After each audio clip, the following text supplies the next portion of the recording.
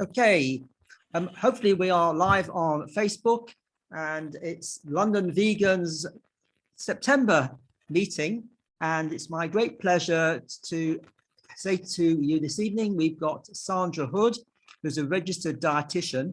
She's going to be talking about vegan nutrition for the different stages of life, and I'm sure she's going to tell you also about her book, which has come out fairly recently. So without further ado, let me hand over to Sandra. Thank you. Thank you. Thanks, Brian. Hello, everybody.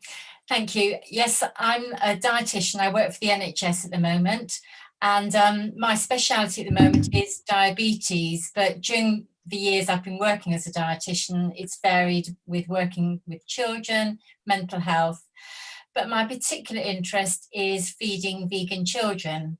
And about 20 years ago now, I did write a book for the Vegan Society on feeding vegan children, and I've recently updated that. So I'll tell you a little bit more about that at the end of it. But my talk this evening, I'm going to share my screen with you, and hopefully, can everybody see that okay? Yes. Yeah. Good. When I told my friends that I had lunch with this weekend that I was going to give this talk on vegan nutrition, my friend Rosie, who like me had been vegan since the 70s, said, oh, it's so much more easy now being a vegan. It's so much more acceptable. Because like her, back in the 1970s, when we became vegan, it seemed really extreme.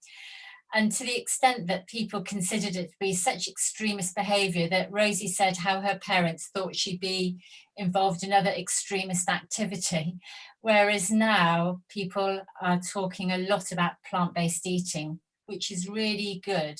But I feel we almost need to sort of reclaim the name vegan, because veganism isn't just about plant-based eating, it's a whole lifestyle. So that's why I decided to call my book Feeding Your Vegan Child rather than calling it Feeding Your Plant-Based Child. But as mentioned, I'll talk about that a little bit more towards the end.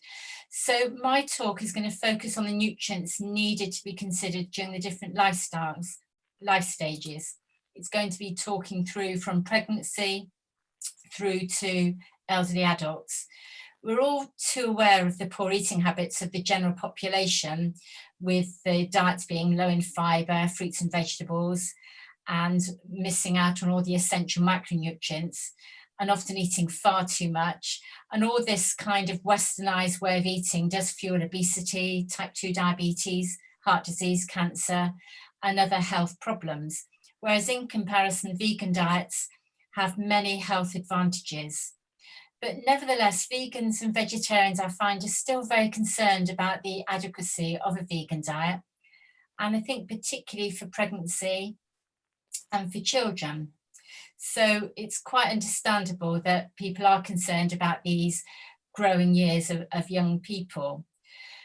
But I think now, although plant-based eating is expanding at a really tremendous rate, we are still in the minority as vegans. And often friends and family can put doubts in our mind. And this is also fueled by the powerful lobbying that goes on from the meat and dairy industry, and also the food industry, which does put a lot of influence on our eating habits.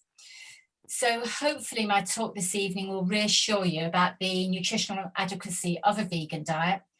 We know it's right for the animals, because as vegans, I think the main reason we go vegan is for the animals. And we know it's really good for the planet, but often we still need reassurance that it's the right diet for ourselves.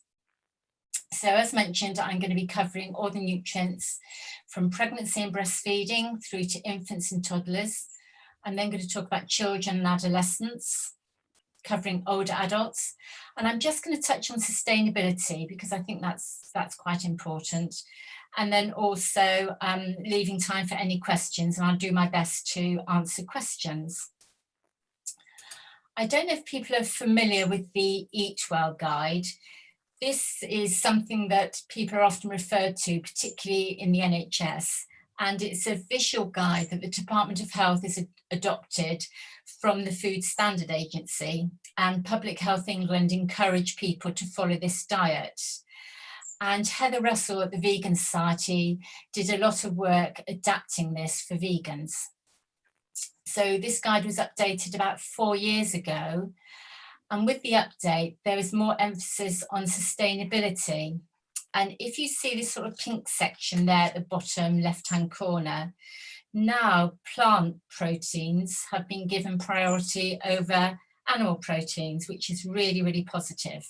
And I think at long last, the message is starting to get out there that plant-based proteins have got lots of benefits over animal proteins. So the idea of this plate is to give people a sort of idea of what they should be trying to eat over a few days in the week to try and get a good mix of foods. But there's been quite a lot of controversy around it, whether it is exactly right, but at least it's a guide and gives people a bit of an idea.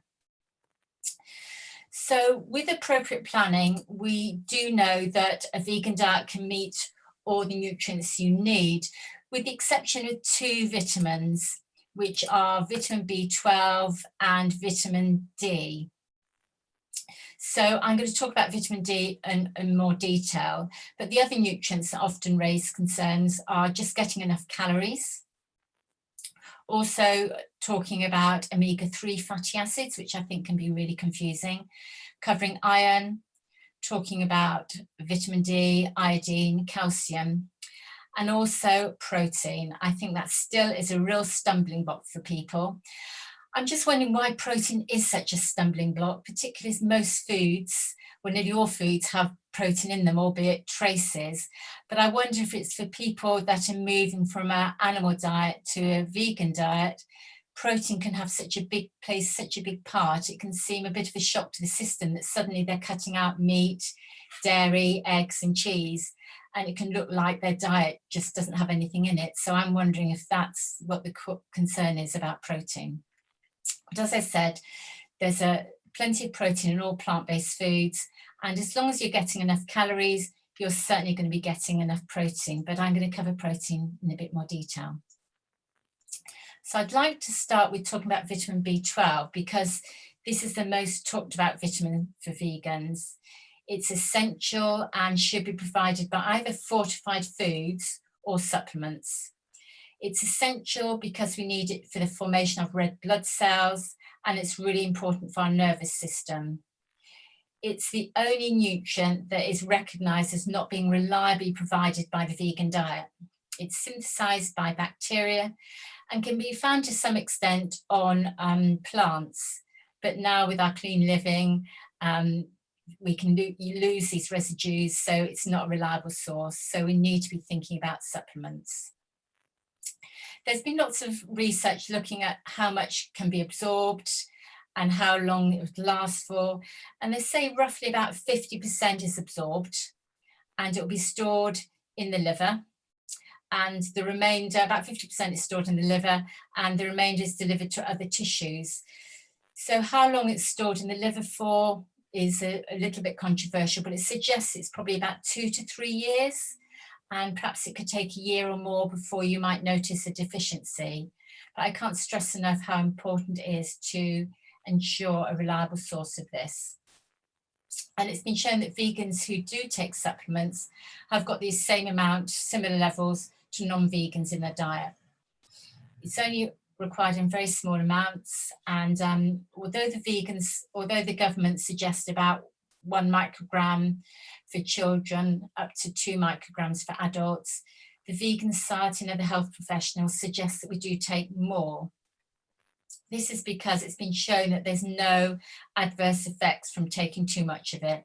It's a water-soluble vitamin, and as such, the body absorbs what it needs. So there you can see how you can get your 3 micrograms a day with some fortified foods, otherwise to look at taking a supplement.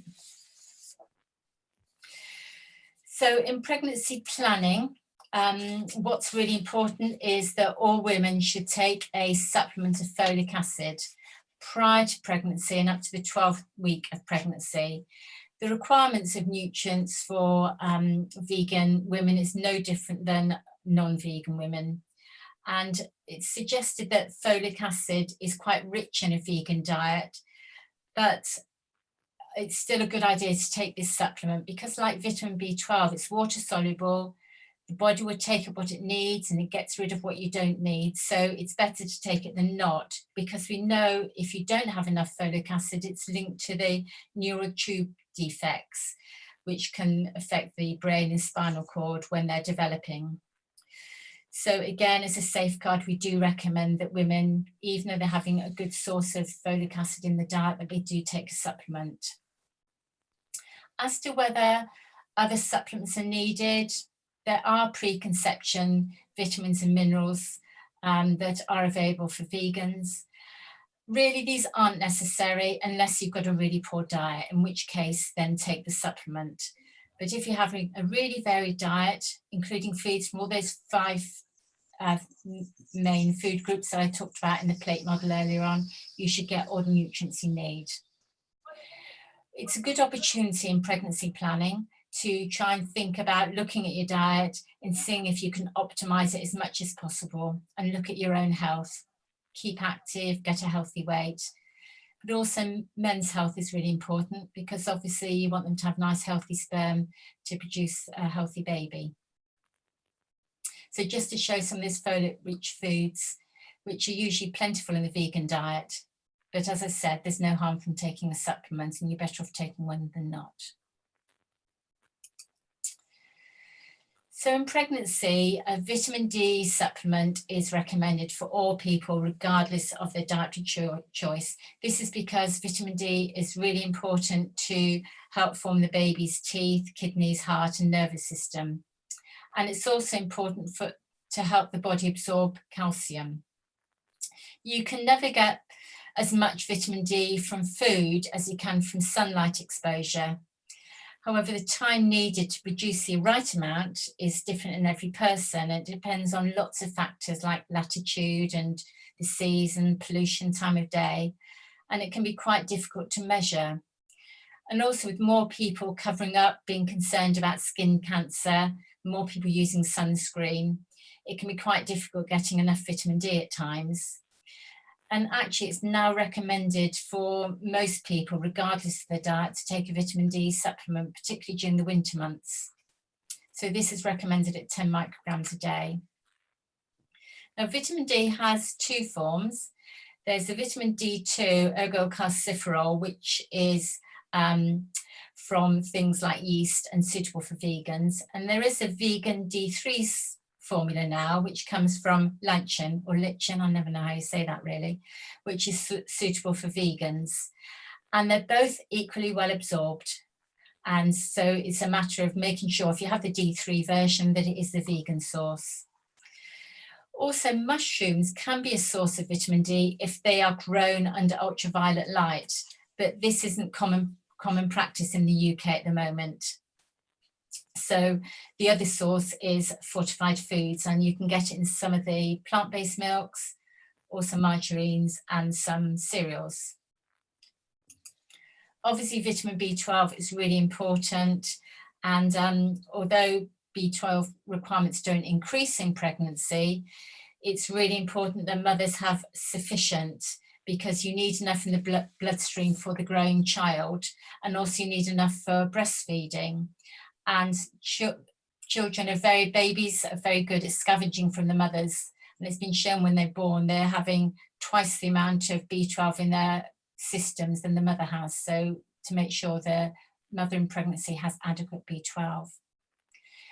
There's also extra demands for iron. And although vegan diets can be higher in iron than other diets, as I'm sure you all know, that iron from plant foods can vary in its absorption compared with the iron in animal foods. This is because of the amount of fibre and other substances that can bind to the iron and make it less available to absorb. But these substances, such as phytates and fibre, are really good for you, but they can reduce the absorption. But saying that, iron deficiency anemia in vegans is no different than non-vegans. And I think this is because vegans have plenty of vitamin C rich foods. And what happens with the vitamin C, it makes that iron more available to the body. So boosting your iron intake with having something like a glass of fruit juice or a piece of fruit with your breakfast cereal. Potatoes are a great source of vitamin C. your green leafy vegetables. So having those plant foods in your diet every day at the same meal as the iron-rich foods, you'll get adequate iron. There shouldn't be a problem at all. So it's making sure that you have adequate calories as well, because in that third trimester, there's an increased calorie requirement, but this can comfortably be met with a few extra snacks. And to try and keep as active as possible during the pregnancy. There has been a lot of concern and interest in iodine, particularly as this plays a critical role in the development of the brain and the nervous system. And we know that mild deficiencies in pregnancies have been linked with impaired child cognitive function. So it's important that you have adequate iron in the diet. Now, this is a bit controversial with vegans because it's suggested that iodine levels in vegans can be lower than meat eaters. But again, all these standards that we have, these dietary reference values from the government, are based on meat eaters. So we're still not sure about that, whether we should compare ourselves. But nevertheless, it's wise to make sure you have enough iodine in your diet, particularly during pregnancy. So the main sources in the UK for meat eaters are from dairy products, which are where the animals are being fed iodized supplemented feed. So for vegans, we rely on the soil, and some soils are richer in iodine than others. So the main sources for vegans are your sea vegetables, and also you can now get some fortified plant milks, which is really useful. The amount in seaweed can be variable, so you have to be careful because too much can be as harmful as not having enough. So really to be careful with kelp, and one of the better choices, either nori or wakame, which has got lower and more consistent levels of iodine in them. So you can eat those more freely. So having something like a sprinkling of nori on foods 2 or 3 times a week should be absolutely fine, or having something like the fortified non-dairy milks. So fatty acids. This again is something that vegans often have concerns about. Now, the essential fatty acids are from plants. So plants provide the essential fatty acids, so they don't come from animals. But the long chain fatty acids are made from the short chain essential fatty acids. So they're called essential because your body can't make them, you need to eat them. So you have these short chain essential fatty acids, which are then converted into the long chain fatty acids.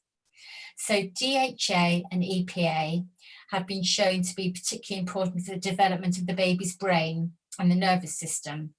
And the DHA and EPA are produced by microalgae, which is then consumed by the fish, which is a main source for conventional diets. So also eggs and poultry, eggs and fish,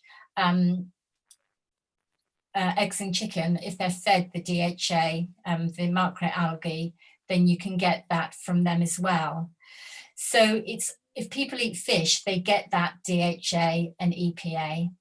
But as vegans, we rely on conversion.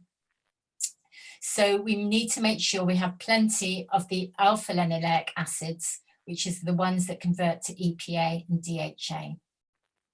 So what we need to make sure is we have foods that are rich in the ALA, because it can actually compete with the linoleic acid. So the long-chain omega-3s compete with the short-chain omega-3s compete with their short-chain omega-6. So it's making sure you get the right balance. So just showing you here with this slide that if you maximize your intake of the short-chain omega-3 fatty acids, which is essential, you can then make sure you make enough of the DHA and EPA. I think this is something to get really confused for. Vegans can get really confused with, but as long as you have a good varied diet and include the foods that are rich in the short chain essential fatty acid ALA, you will be able to make EPA and DHA. So the kind of foods it's in is you've got your rapeseed oil, which is a good one, your walnuts, your seeds, your dark green leafy vegetables. So doing something, oh, I'll go back, sorry, back again. Oops. Oh, I can't go back now. So I can't go back. So if you want to try and optimize your intake of the short chain omega-3 fatty acids to make the long chain EPA and DHAs, adding things like hemp seed oil or flax seeds to things like you're making a smoothie or adding it to your breakfast cereal, or when you're having your salads, putting lots of walnuts on your salads, in your porridge, putting a teaspoon of flaxseed oil. So you will then get adequate conversion to the long chain omega-3 fatty acids.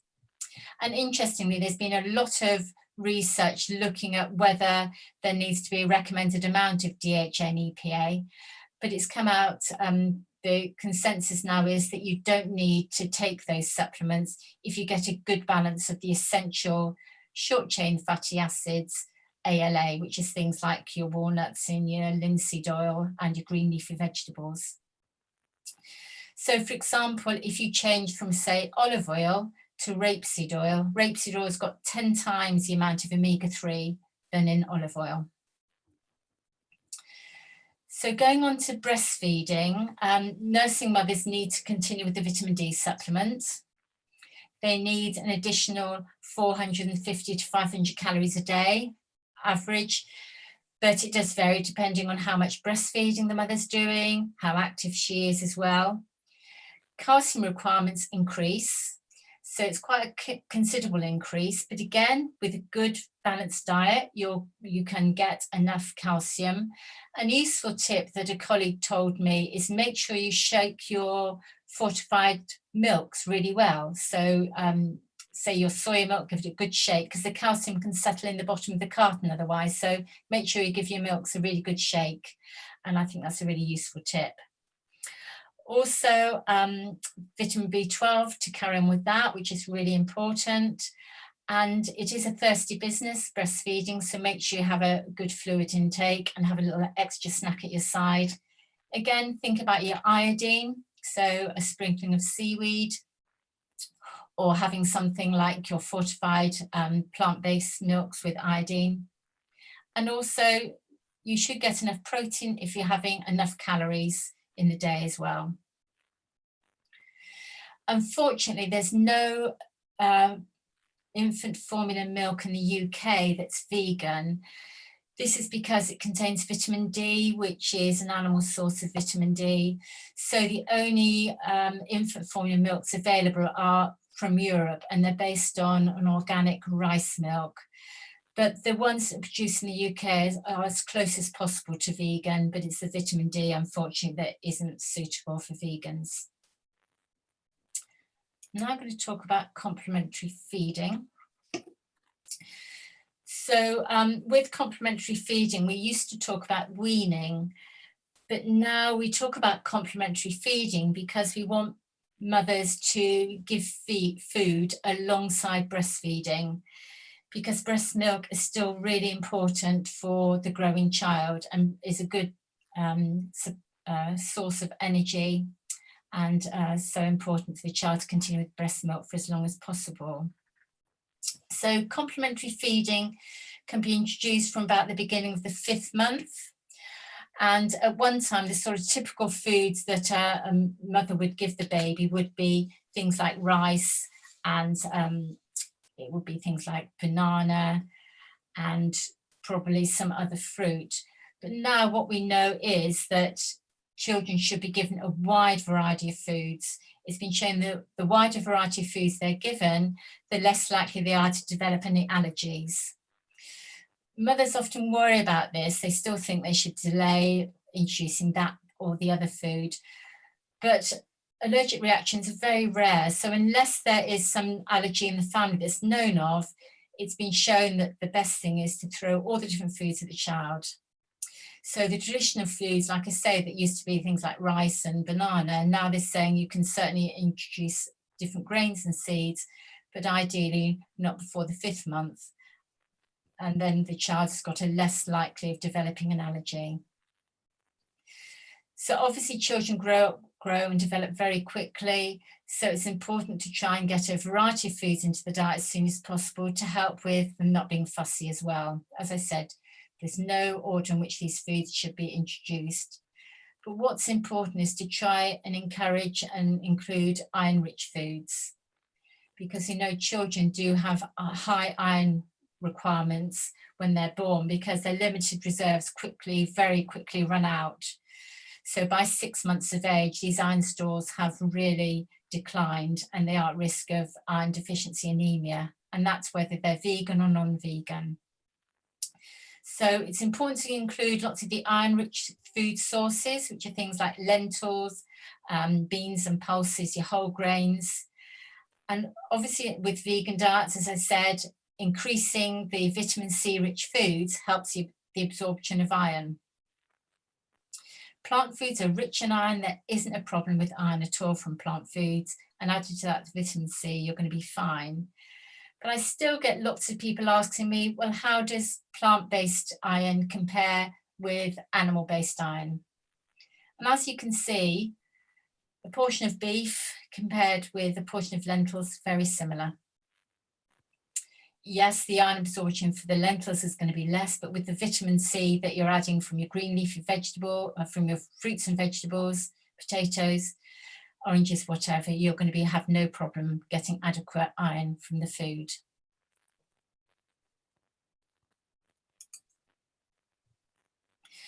So offering lots of new tastes is really important to try and encourage healthy eating and encourage a wide variety of foods. Also including things like good protein sources is really important. When I wrote my first book on feeding vegan infants, I did actually put in portion sizes, weighed portions, so the parents could see how much protein or how much iron or calcium, whatever, was in those portions. But I was finding that parents were getting really anxious about that if their children wasn't eating the whole portion. So now what we talk about is baby-led weaning or baby-led feeding, because from that, what we want children to do is to develop their own interest in food and their ability to eat intuitively, which is helpful with not encouraging overeating, but also encourages them to be really interested in the food. So what we encourage now is, oh, I don't know why that's going on. I wonder if I can go back. Oh, yes, I can. Great. So what we do now is encourage them to help themselves do lots of finger foods so that they can really take an interest in the foods. So it's offering lots of finger foods that they enjoy, letting them make a real mess.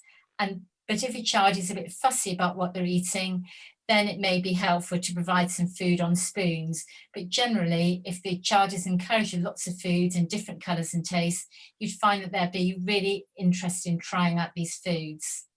So the high energy foods, you'll all be aware of, things like your nut butters, your avocados and tahini. And also some of the more sort of what I say, like processed forms of grains. So things like your nut butters, your pasta and oats, rather than perhaps your whole grains like your millet or your bran type foods. So some of the processed foods that are a little bit less bulky. It might also be helpful to sort of peel some of the fruits and vegetables so they're not getting too much fibre in their diet, because their little tummies can very quickly fill up. And also still encourage breastfeeding for as long as possible, or formula milk if that's all you're able to do. So there, as you can see, just including a wide variety, and ideally having some green leafy vegetable every day.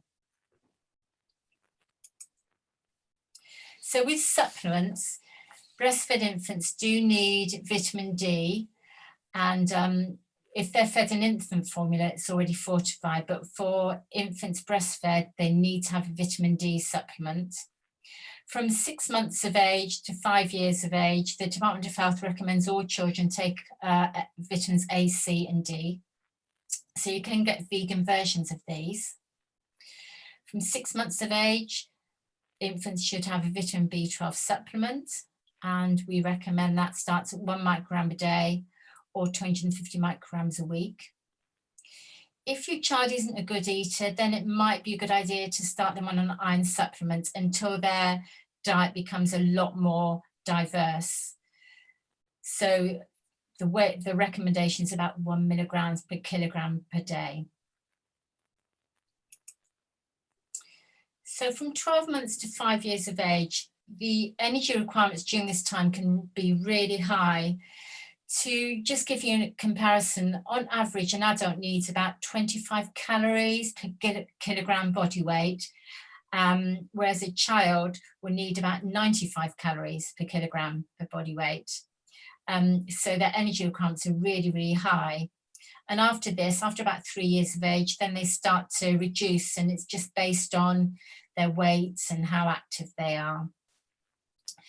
Many nutrients for children have been actually extrapolated from adults.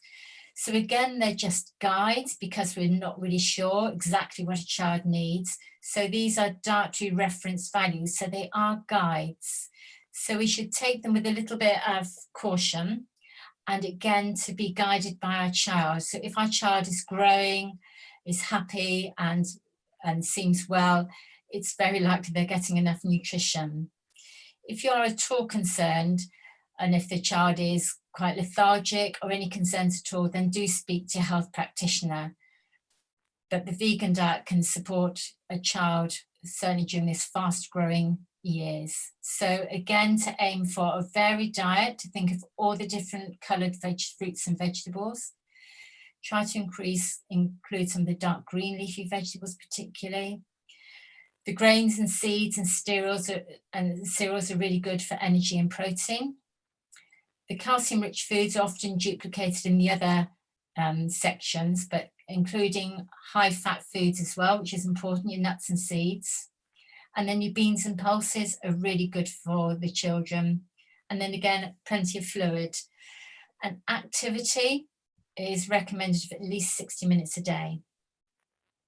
So the only supplements that a child should need at that age are the up to 5 years of age of vitamins A, C, and D, B12, and possibly and the vitamin D and the A, C, and D supplements.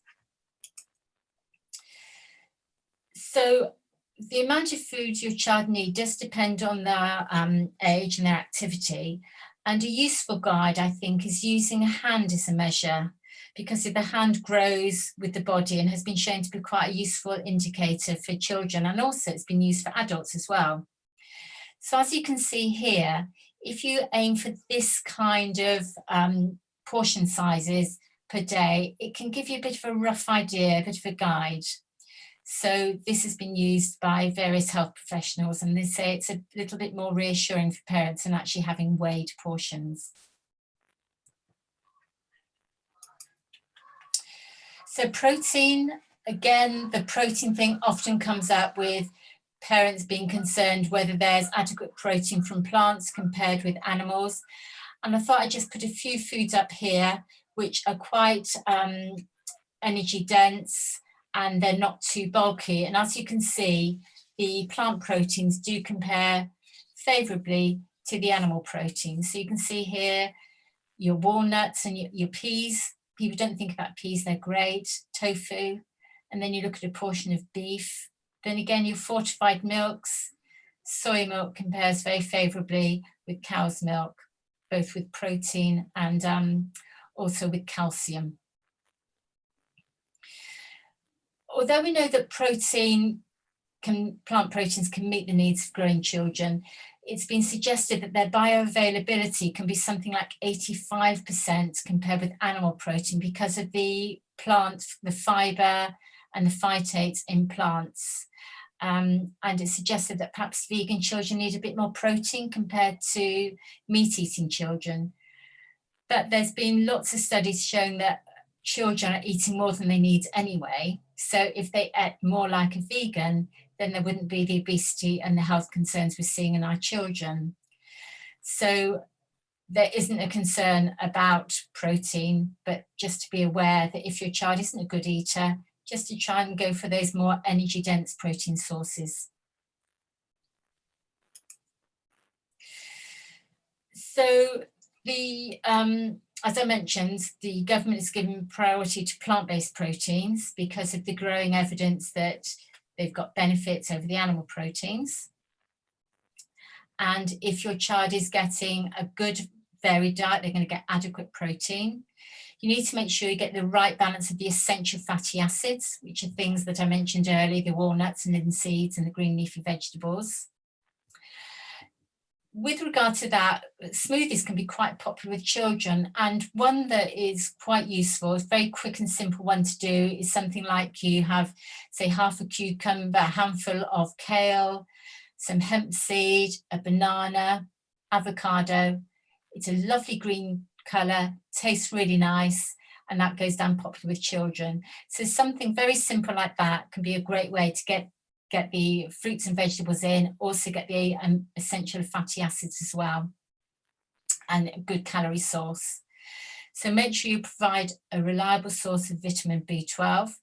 There's lots of preparations available now that are really palatable. You can get the powder, you can get the liquid, you can get the spray, and children happily take, well, not happily, sometimes it can be a struggle to get it into them, but on the whole, they taste palatable. So with a little support, you can get the child to take the B12. Also, calcium continues to be really important, along with vitamin D. Without vitamin D, you can't get the calcium absorption, and the calcium is so important for those growing children. It's interesting with calcium because I was thinking, why is it such an issue with vegans and also with people changing to a vegan diet? And I think it's because the propaganda from the dairy industry has been going for years and years. And when I was studying dietetics, all the nutrition information was provided on calcium was provided by the dairy industry. And even now, I sometimes have a little bit of a battle with some of my colleagues to say, dairy isn't the best source of calcium. And I think it's slowly getting there with the interest in plant-based eating, that years ago, our sources of calcium were from our green leafy vegetables. It's just we don't eat enough of them in the amount we did then, that people rely on fortified plant milks. But dairy has got the market on it because of all the nutritional information they used to provide years ago to universities, colleges and schools. So they've set that legacy really. So it's quite difficult to try and get people to think differently of dairy with regard to calcium. Also, saying also about calcium, it's really important to have adequate vitamin D, because without vitamin D, calcium can become a problem because the calcium can settle in the arteries instead of the bones if you don't have adequate vitamin D to get that calcium in the bones. And then with the calcium in the arteries, that can lead to the plaques and can threaten the heart and brain. And that's something, again, that's important that you have adequate vitamin D to be able to preserve and put the calcium in the right places. Also, not to forget about iodine for the children. Again, a sprinkling of nori or wakame seaweed on dishes. Also, sushi is popular with children. And that can be a really useful way of getting some iodine into them. And also to make sure you include plenty of the less bulky protein-rich foods, such as your fortified soy milk, tofu, nuts and seeds.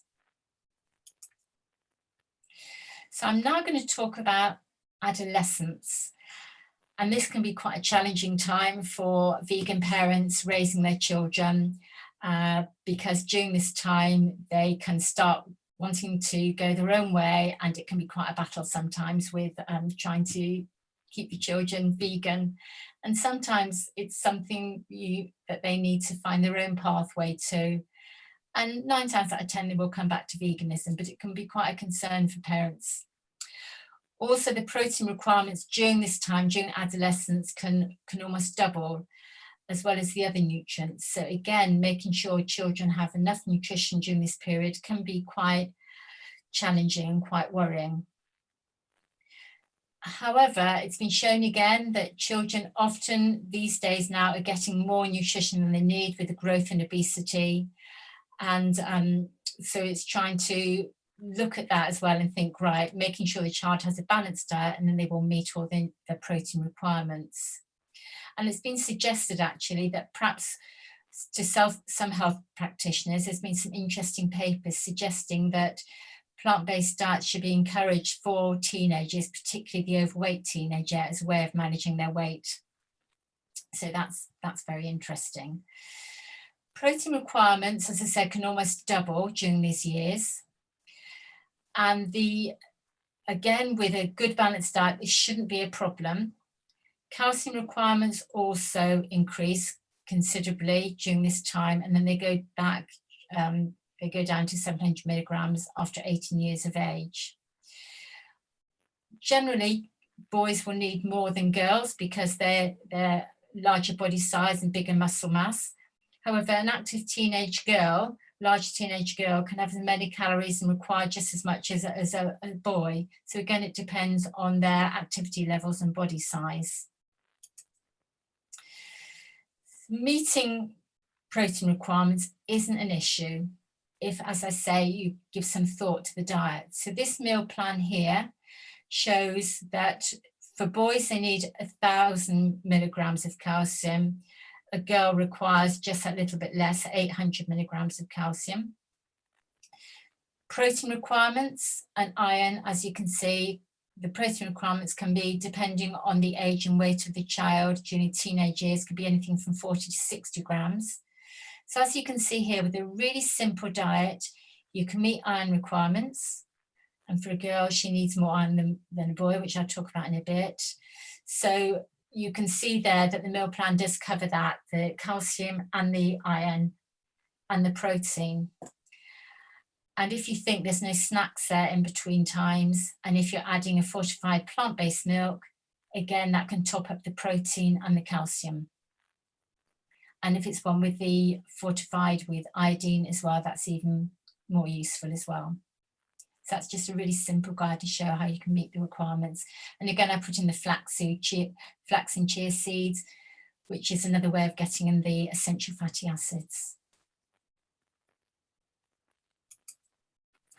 As I've mentioned, the iron needs of girls are higher than boys because obviously girls are menstruating, so they need that extra. It's almost double that of boys.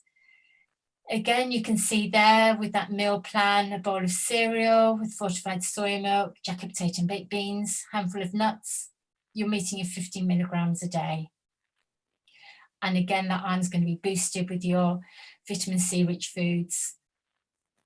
I put there tea and red wine, but I'm hoping a teenager wouldn't drink red wine. I think I pinched that from a slide from an adult. So obviously the inhibitors include tea, so just to be aware of that. So again, with some thought, iron shouldn't be a problem for a young girl. So calcium, there's been a lot of concern about calcium, and I think it is important to think about calcium intakes. But again, with careful thought, you can meet those requirements. The fortified milks are a really useful way to get the calcium in. And again, showing there that you can meet the calcium requirements with a very simple diet.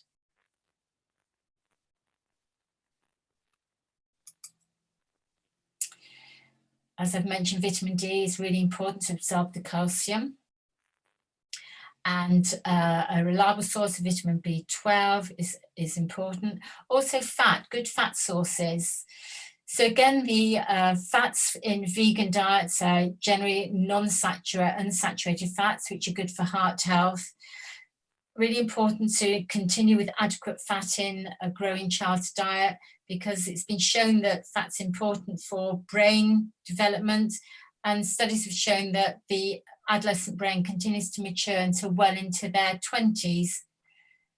So adequate fats, nuts, seeds.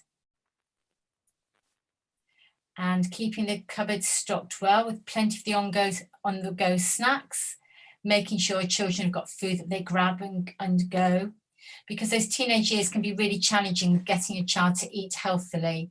So leading by example is important, making sure you're eating well so your child will follow suit and eat well. Often children will eat differently from the rest of the family, and that can be quite encouraging. So trying to involve your child in your food shopping, preparing and cooking, really important.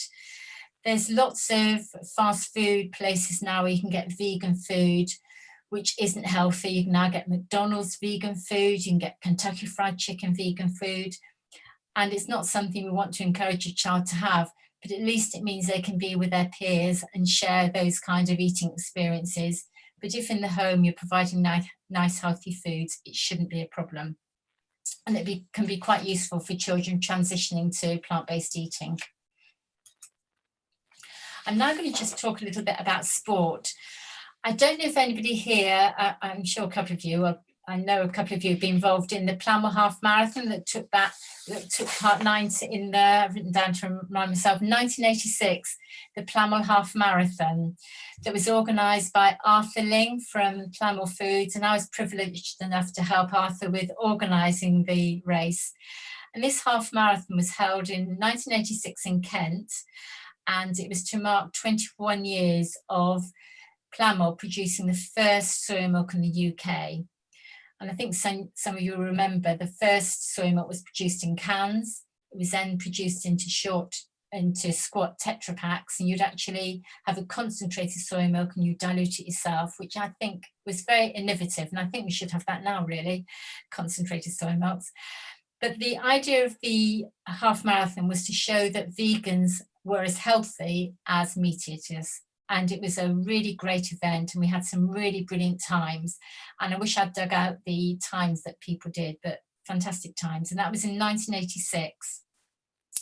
And I think now that people are well aware that you can be very fit and healthy, and there's lots of now high profile sports celebrities following a vegan diet. So I don't think it's being questioned any longer that a vegan diet can't support really extreme and intense sports. So that's really good to show. But I think people still think about meat with sport and activity, thinking protein, meat.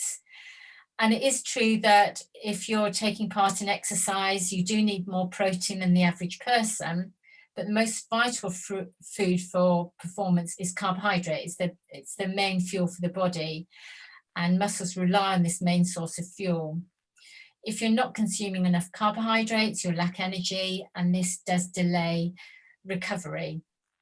And it's been shown with these high-profile now sports celebrities that the higher carb diets have been shown to delay fatigue and increase endurance. So protein requirements for a growing teenager and a healthy adult are about 0.8 grams per kilogram body weight. And these protein requirements can almost double in sport, particularly if you're doing something like weightlifting. But for most youngsters, unless they're doing these extreme sports, they're not going to need these huge amounts of protein. But even if they are, it's possible to meet the protein requirements with an ordinary diet. You don't need to take supplements. So as long as you're having enough calories, you should be meeting your protein requirements. So with this table here, I put this together based on a 13-year-old boy who's weighing 50 kilograms. So ordinarily, he'd need about 1 gram of kilogram per body weight. This could increase to almost sort of double if you're doing something like a real strength activity sport like weightlifting. So his requirements were increased from 50 grams to 85 grams. So here I put this menu together to show that those protein requirements are more than the 85 grams. Again, I'd expect a teenage boy to eat more than that. You probably have some snacks as well. So I thought I'd then look at the protein powders that are available. And I couldn't believe how many vegan protein powders are now available. But on average, I looked at all the different ones, organic ones, raw food ones, different ones, but they all seem to average about the same. A sort of 30-gram scoop will give you about 20 grams of protein. So yes, it's a quick way of getting some protein in you, but along with the protein in those foods, you can get things like all the artificial sweeteners, you get all the different additives. And again, you don't know what you're taking really. So the best way is in food. So I would say go for a good diet. You don't need to have those protein powders. I don't know if people have heard about the plant-based health professionals now. I'm sure everybody has actually. They're really great with really pushing the agenda for plant-based eating, really high profile, eminent health professionals who are part of this group. And they've produced a really good sports nutrition fact sheet. They've got loads of fact sheets. So I'd say look at their website. If you want something on every kind of nutritional aspect you can think of, then go to the plant-based health professionals. Some really great balanced articles. And what's great, they're written by health professionals, so you know the information is right. I'm now, how am I doing time-wise? I'm now going to talk about, am I all right, Brian? Yeah, we've got about, I mean, normally we're finishing at 8. If you're happy to go over, it's very interesting information, so please continue as long as you're okay with the time. Yeah, fine. I'll try and aim for 8 because I know some people might want to go, but I'm happy to. Thank you. I'm just going to talk on elderly. Just quickly show this picture of this chap. It came up when I was looking at some work with Vegetarian for Life, a charity which is a great charity, a UK charity that looks at improving the life for vegans and vegetarians. And this chap here, his name is Roy Burden. Here he's celebrating his 98th birthday. He became vegan in his 60s, and now he's on a real mission to try and get all elderly people going to more plant-based eating. And he believes he puts his longevity down to a vegan diet, and he believes he's healthier than anybody else because he's on a vegan diet, and he believes he'll live longer because he's vegan. I would love to think that I could say vegans live longer than meat eaters, but I can't see the evidence to say that a vegan would live longer than a health conscious meat eater. But if somebody could tell me otherwise, I would love that. But certainly we've got an advantage. But he's a great advocate for vegan diets. There's no definitive age at which somebody becomes elderly, but they say 65, which is appalling with me very fast approaching 65. But anyway, you can see life expectancy there. Vegan diets have been shown to be very protective. And again, health practitioners have suggested that perhaps their patients who've got chronic health conditions such as heart disease and diabetes should look at we should be recommending a plant-based diet for them. We know that with vegans, they have better gut function. Our gut is so central to lots of health conditions. The high fiber diet, great for slowing the aging process. And also vegans have been shown to be less risk of things like diverticular disease, or the other bowel problems. And again, that's so important for your overall health. The calorie requirements for elderly people do decrease as we get older, and it can be quite difficult to maintain the right balance of nutrients in those concentrated forms. And what's been of concern recently was a study that showed that vegans had a higher risk of fractures compared with meat eaters. And it's been suggested it could be because they've got lower body mass index. That's the body mass index is looking at what the weight for height is, and suggests a lower BMI suggests they could be more at risk of fractures. A high BMI puts you at risk of heart disease, diabetes, that kind of thing. But it's been suggested that perhaps vegans are leaner than their peers, and perhaps that's a concern, and they're not eating enough calcium. But if vegans eat the same amount of calcium as recommended for meat eaters, there shouldn't be the risk. But that's something that we need to be thinking about very carefully. Again, adequate vitamin D is important for calcium absorption. Adequate protein, again, is important for calcium absorption. And folate and fluids are really important. Recommendations of protein, adequate protein for elderly used to be 0.8 grams per kilogram body weight. That's now increased recently to 1 gram per kilogram per day. So protein requirements have increased for the elderly.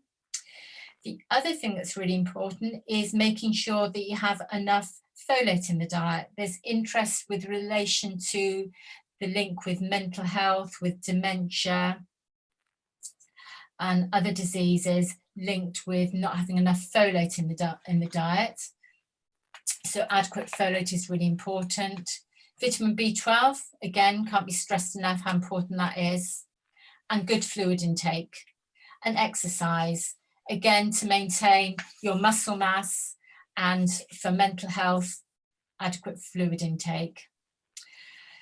Fats, again, important for that.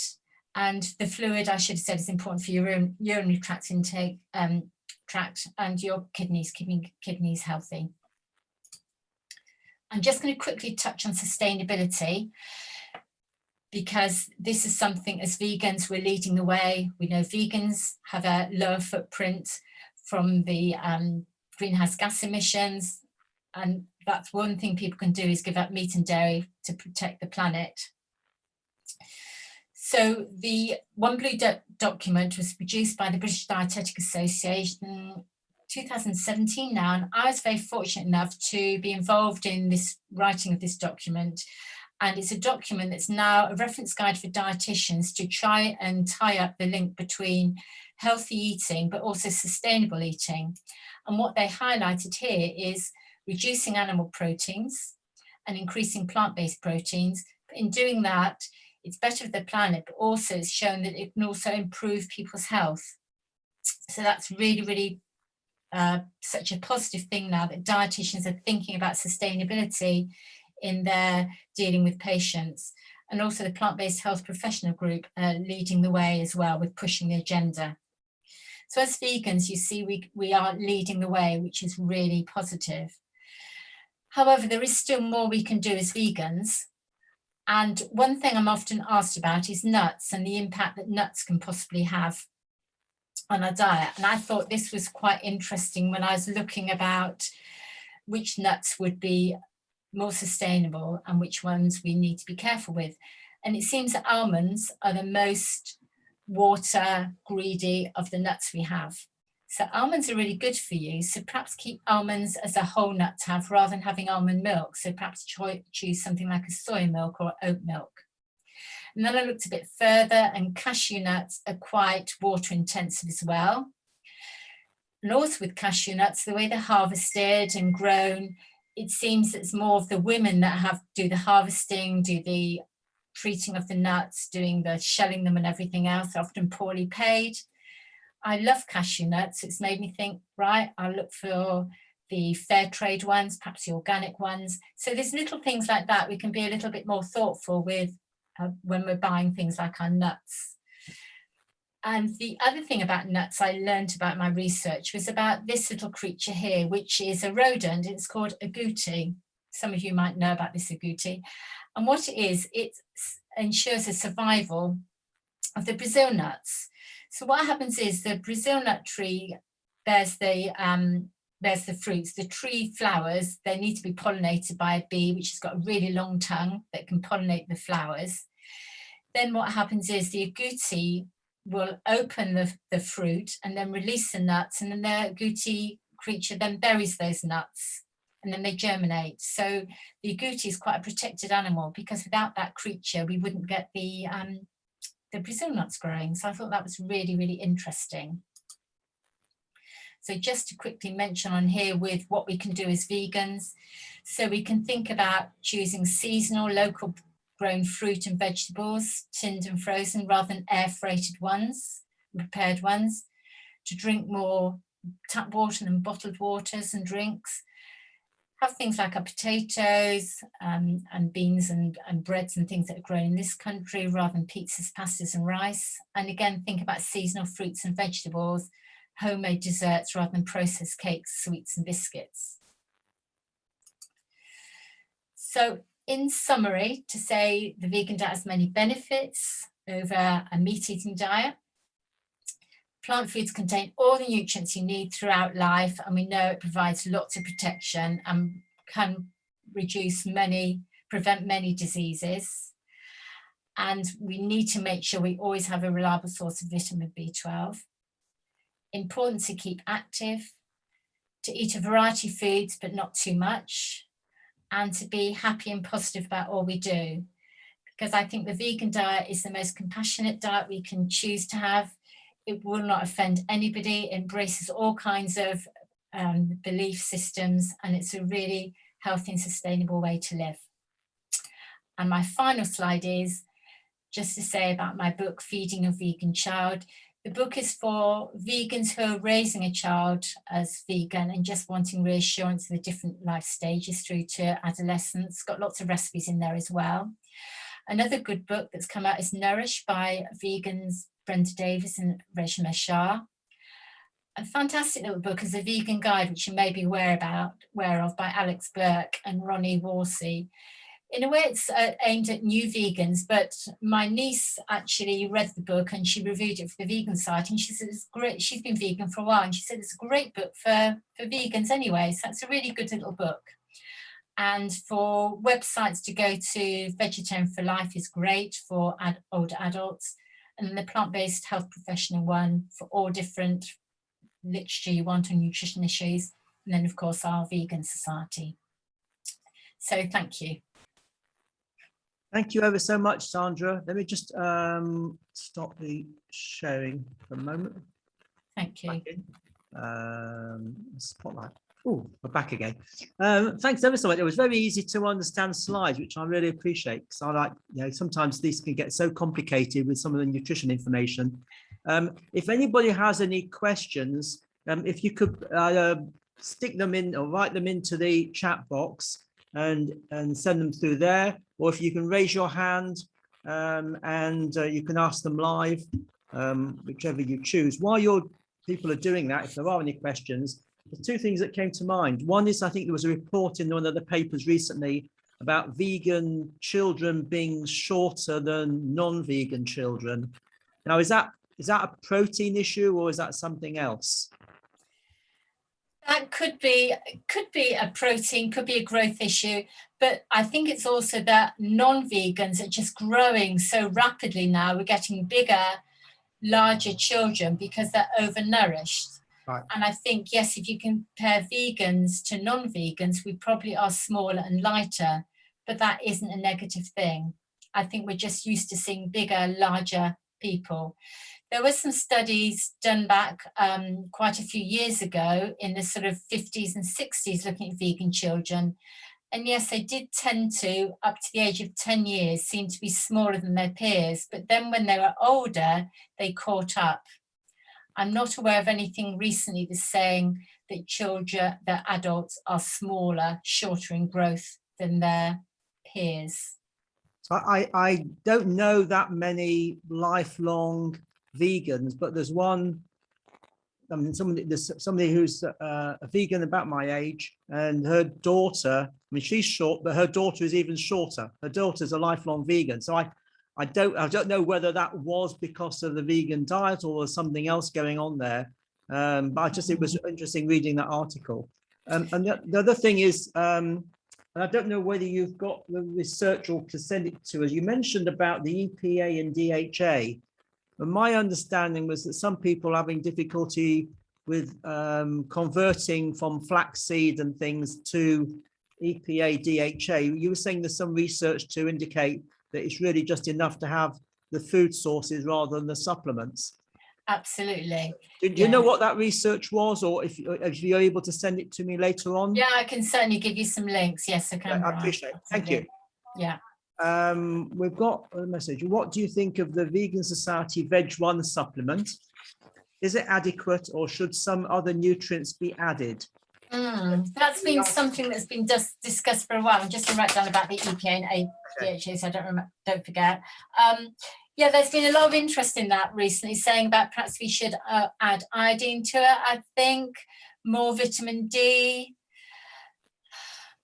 Again, my thoughts are, if you have a good varied diet, I do question whether we need to, because sometimes if people take a supplement and they say, right, it's got this, that and the other in it, do they give as much thought to their diet? I'm not sure. I know it's something the Vegan Society is looking at. Yeah. I don't know what the latest is, what they've decided on that. I think it's just stayed as it is at the moment. Also from, well, I've got a comment, larger meat eating children, is it maybe due to growth hormones in the meat? There's a possibility. Don't know. Or it could be the dairy as well, of course. Nuts and seeds for children, should they be milled to minimize the risk of choking? I think I don't know what the issue is. I mean, not an issue, but I mean, there's something about whether you should be feeding young children peanuts so they don't have an allergy later on in life. There was something I read also about that. Yeah, the idea now is to feed peanuts to children at when you start complementary feeding, all nuts, including peanuts. I know peanuts aren't considered as a nut, they're a legume. But they're one of the allergenic foods that people are concerned about. But yes, they should be fed all those kind of foods, what they call the hypoallergenic foods, which would include nuts early on, and continue that through. Really just follow what your family's diet is to give that to your child as early as possible. But yes, you need to be careful with things like milling and grinding when you are weaning, when you're doing the complementary feeding, because of choking. Absolutely. Anna just says, thank you, Sandra. Very interesting talk. Margaret Lee, someone told me that he can't be vegan because he's got Crohn's disease. Can you comment? With Crohn's disease, I'm not a gastroenterologist specialist dietitian, but certainly Crohn's disease, I know there's the plant-based health professionals, they've got some gastroenterologists on the panel, on the membership, who have written about Crohn's disease. So I'd say go to the plant-based health professionals, they'd find out more information there. Thank you. Certainly plant-based diets with healthy guts have been shown to have lower incidence of those kinds of conditions, Crohn's disease, diverticulitis, colitis, all those kind of conditions. It's suggested they probably are lower in vegans. Another Sandra. We have a few Sandras. That's great, isn't it? I started veganism 7 months ago and managed to reverse my hypothyroidism diagnosis. Wow. Getting depressed with cheese cravings. Any advice? Cheese cravings. I was trying to think of what it is about cheese. When you shut your eyes and eat cheese, think and just taste it and think what it is. It's just fat and salt, isn't it? So it's probably trying to get that fat and salt from other things that gives you that same sort of pleasurable taste and texture. So that people are saying there's not really good alternative vegan cheeses. It's such a long time since I've eaten cheese. I think the cheeses taste very cheesy to me. It's probably experimenting a bit more with the different cheeses.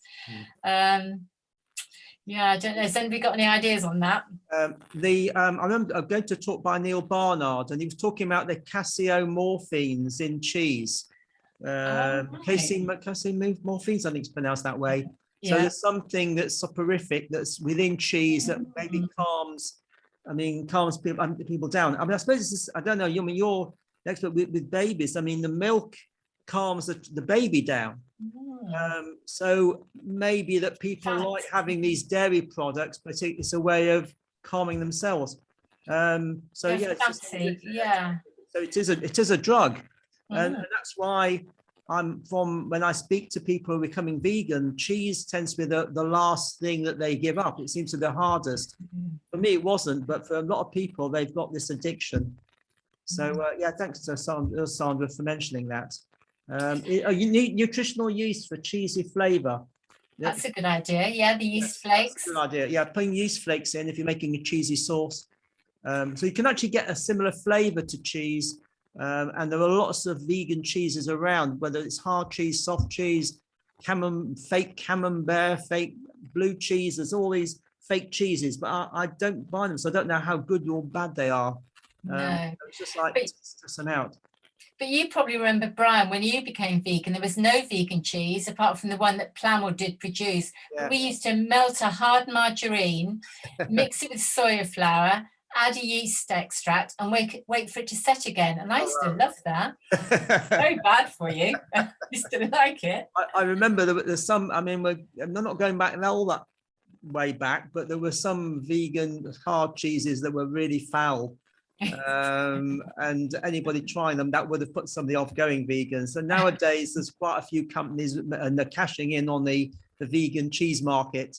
So there's a number of companies now producing vegan cheeses. In fact, Butte Island were bought out by was it Danone or one of the other companies? They've been bought out by major companies, so that the demand for vegan cheeses is growing. Yeah. And perhaps it's thinking of different ways of having your cheese. I've made some more raw cheeses with cashews and macadamia nuts and adding things like different seeds and herbs and thinking of a different way. But Yeah. Good point.